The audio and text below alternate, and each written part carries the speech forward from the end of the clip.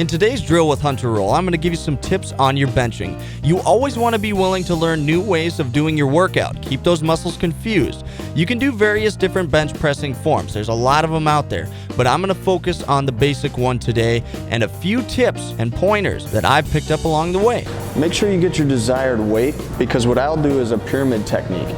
So I'll get a certain amount of weight on there that I can do about 14 reps, and then I'll put an extra 5 pounds on, do 12, and keep doing that until I get down to about 3 reps. So then you're probably at a good amount of weight at that point. I usually end at about 265, and I'll start at about 200. So you just keep adding on pounds as you get your reps up. Make sure you get your base right. What I'll do is I'll actually put my pinkies right here where these 2 little marks are. I'll put my pinkies there, and that's what I use as my base.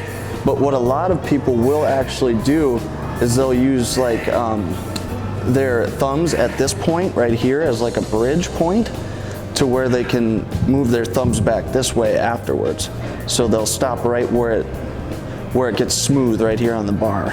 So it's kind of up to you on where your base is going to be at, whatever you're comfortable with. All right, so make sure if you're actually lifting a lot of weight that you have somebody up here spotting you too, because if you can't get it up, it's going to stay there. So sometimes if you can try to roll it off of you, but most of the time you want to have a spotter with you at all times if possible. Also, women, benching is not strictly for men. You're not going to get all jacked up and everything like that if you're not purposely trying to. Benching is actually really good for women too, because it's not only focusing on the pectoral muscles, it's focusing on all these kind of muscles right here. So if you want to tone all that kind of stuff up, benching is perfect for you.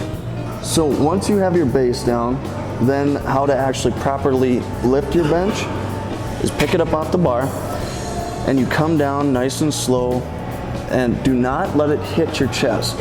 Hold it about an inch before your chest so it keeps constant resistance on your pectoral muscle, and then bring it up nice and smoothly.